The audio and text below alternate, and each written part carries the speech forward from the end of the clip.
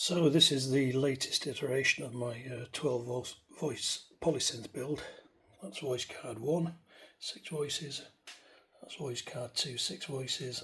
And they're linked together on sort of a JX10 style socket where you've got upper board, lower board left and right, upper board left and right, and if you use the outer two you get both boards into a stereo mix. That's coming off the board there and there. This is the controller where you've got the arpeggiator, programmer section, assigner, DCO1, DCO2, filter, envelope 1, which is a software envelope in the DCOs, envelopes 2 and 3, which are for the VCF and the VCA, a performance section for aftertouch, etc., pitch, bend, mod, wheel, depth, and 3 LFOs. 1, 2, 3, 2 software LFOs and 1 hardware LFO, which is for the filter and the amplifier. That's for the FM, and that's for PWM. Then there's an effects section here, which is a little bit fluid at the moment because I haven't decided on the effects section. All these gaps along the top are going to have a 2-inch screen, similar to this one, explaining what all the parameters are doing. So you can see at a glance what everything's set, so you know when you're editing upper or lower sounds what the parameters are all set to. Underneath here is a Teensy 4.1, which is controlling over MIDI these two boards. 2 separate MIDI sockets, 1 and 2, which speak to the boards and send notes and send parameters. These boards have a little microprocessor on board, which is a Mini R4, which talks to 3 DACs, generates all the CVs, and talks to 3 shift registers, which generates all the switch signals. Same on board this board. Both boards are identical. Both boards sit on the same MIDI channels, and it's the 2 MIDI sockets which separate them. That's how you keep notes going to the right boards. So at the moment it's in whole mode, which you can see there. So if we play notes, you can see the notes spreading across both voice boards, 12 notes. If I hit dual mode, you'll get 2 on each one, which doubles up the sound. I'm going to add a dual detune to that to make it sound a bit fatter. I haven't decided how to do that yet, but I will do. I'll probably add a parameter to the DCOs, which says if you're the upper voice, you can dual detune against the master tuning based on the parameter that I send. So that's about it. You've got each of these is a stamped wave share doing the waveforms: sawtooth, super saw, square wave, pulse width modulation, sub and triangle. These are I2S cards generating a nice clean waveform. These are 4053s and op amps doing filter control. 12 analog envelope generators, which are actually pick chips, or I guess they're digital really, but they're acting as like SSM 2056s effectively.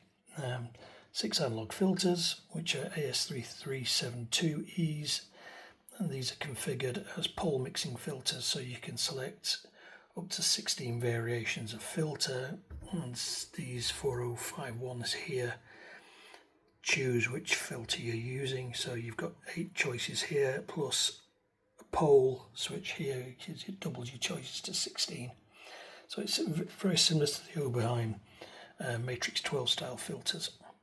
On the right hand side you've got an LFO, which is an electric Druid tap LFO 3D, and that will modulate either the filter or the amplifier. And you've got a VCA which controls that, plus a VCA for the noise source. There's a noise chip there.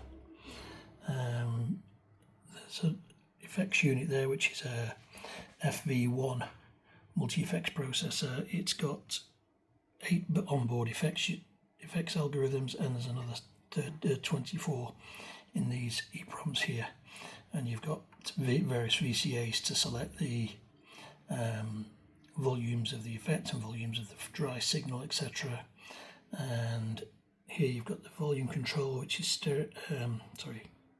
here you've got the volume control and the amplitude modulation, so you can modulate the outputs in stereo.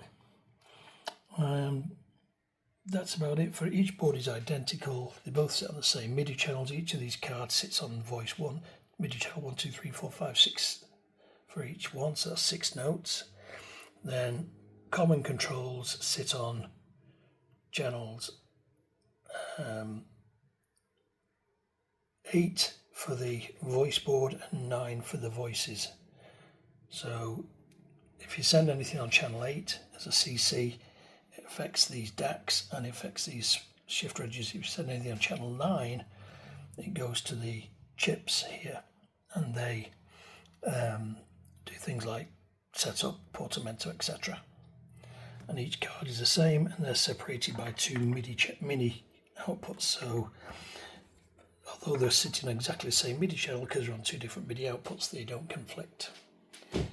And the controller is all encoders and push buttons, and it's using MCP 23017 port expanders to read the encoders and to read the buttons and power the LEDs. It's the cleanest way to do it. You've got acceleration on the encoders, so you can speed them up, slow them down, whatever you want to do. Turn that off if you don't like it. And it sounds sort of okay at the moment. I've got a bit of a problem with bleed through on the effects units from the DCOs. I'm not 100% happy with the DCOs, but you'll hear that soon. So if I play a sound, you can't. I've actually turned DCO2 down so I don't hear the bleed through. If I choose another sound,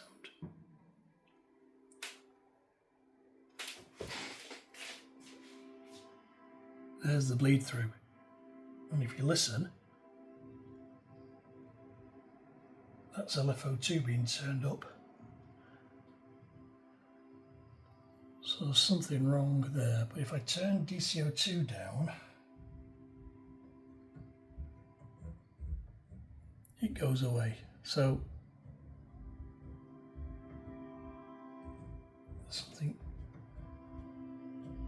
something going on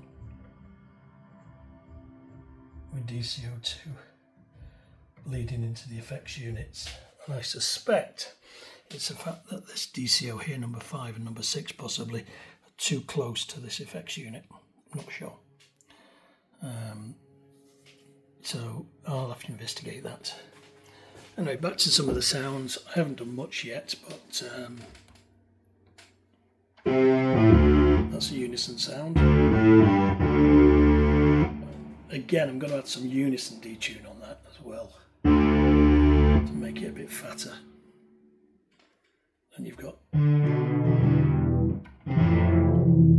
a sound very similar to the first one. These are just test sounds which I've got kicking around.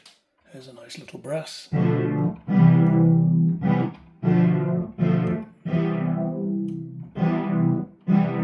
It's actually in dual mode, so if I take it out of dual mode, put it into whole mode,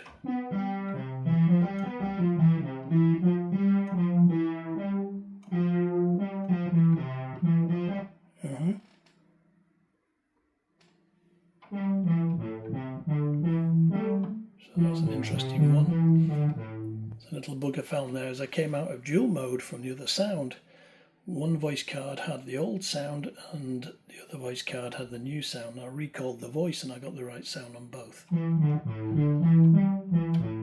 So that's something to consider when I'm coming out of dual mode, is to make sure that the whole mode sound gets reloaded into both patches.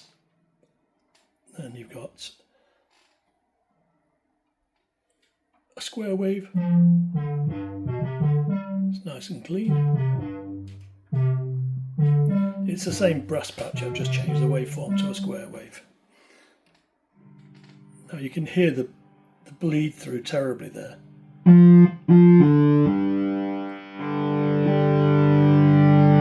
This is supposed to be a demonstration of the PWM.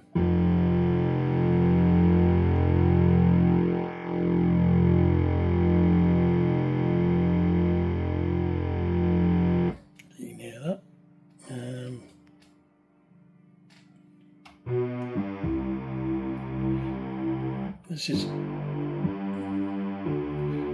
super saw, but not really being used properly.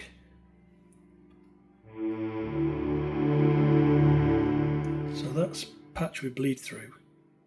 This one is the same patch, but I turned the DCO2 down. So I'm just using DCO1 here on super saw.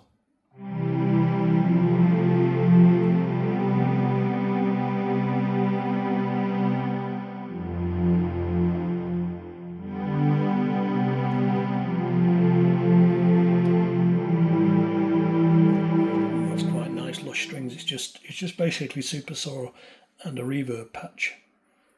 I'll be quite happy with that in my mix. And I think that's about it. Back to patch 1.